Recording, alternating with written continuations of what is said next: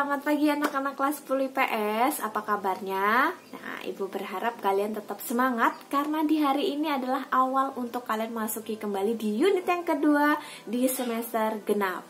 Oke, kalau kemarin gitu ya, kalian sudah belajar banyak di bulan pertama tahun 2021, maka di bulan yang kedua ini juga akan semakin banyak buat kalian. Jadi, semangatnya juga harus semakin banyak, harus ditambah. Ya, pagi ini kita akan masuk ke materi yang baru di pelajaran sosiologi, ya, tentang ragam gejala sosial. Apa itu? Nah, selama pembelajaran ini di dalam video Bu Ruth akan menjelaskan. Ya, silahkan kalian simak dan pelajari, pahami. Jika nanti ada pertanyaan, kalian boleh langsung bertanya kepada Ibu Ruth. Tetap semangat anak-anak. Oke anak-anak, ya seperti pembukaan Bu Ruth di awal tadi, Bu Ruth bilang kalau hari ini kita belajar tentang ragam gejala sosial.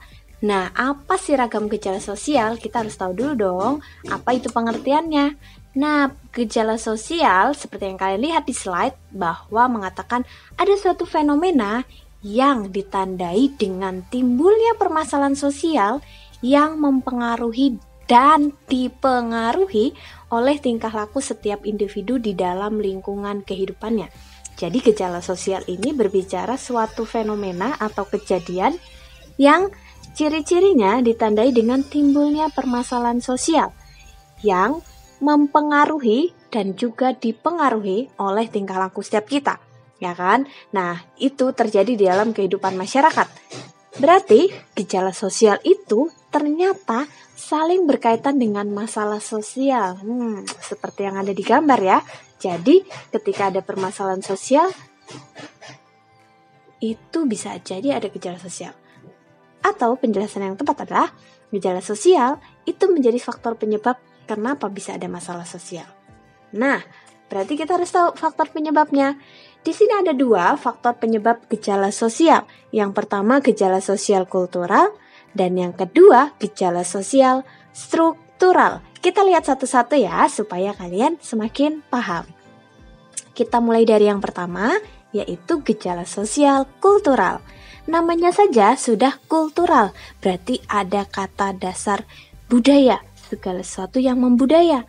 Nah, nilai-nilai yang tumbuh dan berkembang dalam suatu lingkungan masyarakat itu telah mendarah daging, atau dalam kata lain telah membudaya, sehingga itu menjadi sebuah kebiasaan yang dilakukan oleh setiap masyarakat. Hati-hati, gejala sosial kultural ini bisa terjadi semakin parah ketika kita nggak menyadari bahwa yang kita lakukan itu sebuah kebiasaan yang salah. Hati-hati ya. Nah, langsung saja kita masuk contohnya dari faktor gejala sosial tadi ya. Kita masuk ke contoh dari gejala sosial kultural. Gejala sosial kultural contohnya adalah kemiskinan dan juga gotong royong. Nah, segala sesuatu yang membuat kebiasaan itu menjadi gejala sosial kan? Tadi Bu Ruth bilang, tapi hati-hati. Jika kebiasaan yang kita lakukan itu salah, bisa berakibat fatal seperti contoh kemiskinan ini. Kita tahu kebiasaan untuk menganggur, malas-malasan itu sebenarnya salah. Tapi ketika kita nggak sadar atau kita sadar tapi kita malas berubah, hati-hati. Itu bisa menjadi gejala sosial kultural yang berdampak negatif di lingkungan sekitar kamu. Tapi kalau misalnya contoh yang kedua, gotong royong, itu adalah suatu kebiasaan yang baik di masyarakat dan itu perlu sekali untuk terus kita usahakan. Harus kita lestarikan karena dampaknya sangat positif untuk kita memperbaiki relasi dengan masyarakat di sekitar kita. Nah, yang kedua langsung saja, faktornya adalah gejala sosial struktural. Namanya ada struktural, ada suatu organisasi, ya. Nah, langsung saja ke intinya, suatu keadaan yang menimbulkan pengaruh terhadap struktur. Struktur ini disusun oleh pola-pola tertentu. Ya, contohnya nih, supaya kalian lebih paham apa maksudnya dari struktural. Misal, interaksi antar individu dengan individu. Nah, ini mempengaruhi bagaimana kita berespon di dalam masyarakat. Dari kita bisa menimbulkan atau mengurangi gejala sosial negatif yang ada di masyarakat. Nah, seperti apa itu? Ada macam-macam dari gejala sosial nih. Yang pertama, ekonomi, yang kedua psikologis, yang ketiga budaya, dan yang keempat lingkungan alam. Nah, macam-macam gejala sosial inilah yang nantinya akan kalian lihat bagaimana sih kita bisa lihat di lingkungan sekitar kita itu gejala sosialnya sudah separah apa, sebaik apa yang bisa saya lakukan, kenapa saya harus bertindak. Nah, itu yang akan kalian lakukan, itu yang akan kalian pikirkan. Jadi ketika kalian belajar materi gejala sosial ini, kalian gak hanya tahu tuh apa itu gejala sosial, bagaimana bentuknya, apa faktor penyebabnya, tapi kalian harus tahu kenapa bisa terjadi gejala sosial itu di lingkungan kalian, sehingga kalian tahu bagaimana saya bisa berespon dan bagaimana saya bisa bertindak untuk ikut serta di dalam pemulihan lingkungan jika gejala sosial yang terjadi itu sifatnya negatif. Kita langsung saja ke yang pertama ya. Nah, ketika kalian lihat slide ini ya, contoh gejala sosialnya adalah ekonomi. Ternyata pengangguran itu bisa jadi diakibatkan karena gejala sosial ini. Kita lihat, ekonomi itu merupakan ilmu pengetahuan yang berhubungan dengan pendapatan. Yes, exactly. Itu benar. Ya, tingkat pendapatan yang dimiliki individu dapat menimbulkan gejala sosial di masyarakat. Nah, gejala sosial yang dilihat dari aspek ekonomi ini sangat berkaitan dengan perekonomian di masyarakat. Ibu ulangi ya, tingkat pendapatan yang dimiliki individu dapat menimbulkan gejala sosial di masyarakat. Jadi, dalam kesimpulannya, tingkat pendapatan tinggi, rendah, atau nggak dapat sama sekali, itu bisa menjadi gejala sosial. Nah, contohnya yang pengangguran ini.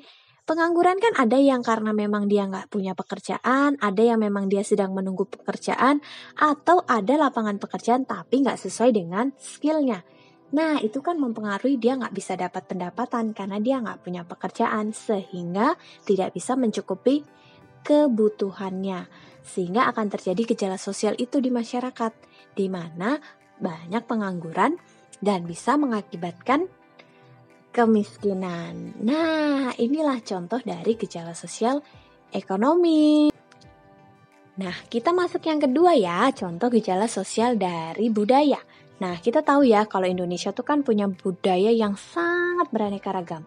Dan kita harus saling menghormati budaya lain. Adanya perbedaan jangan dijadikan sebagai alat pemecah persatuan. Melainkan kita harus bersyukur karena keanekaragaman tersebut dapat menambah kekhasan budaya Indonesia. Tapi hati-hati jika ada budaya asing yang masuk ke Indonesia, kita harus pilih-pilih. Dalam kata bagusnya itu adalah kita memfilter, kita saring mana yang bagus, yang sesuai untuk saya lakukan, dan mana yang sesuai dengan nilai dan norma yang berlaku di masyarakat. Itu yang harus dipilih, sehingga nggak akan terjadi gejala sosial yang ada di contoh ini, kenakalan remaja. Ini budaya yang salah ketika kita tahu yang namanya perbedaan itu harusnya disyukuri, itu menjadi persatuan di mana kita saling melengkapi gitu ya, tapi tidak.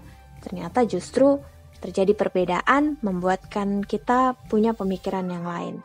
Nah, itu hati-hati. Budaya yang seperti itu harus kita hindari ya, karena contoh gejala sosial budaya ini juga sering terjadi di antara kalian, ya remaja-remaja yang mulai mencari pergaulan. Hati-hati dengan budaya-budaya yang ada di sekitar kalian.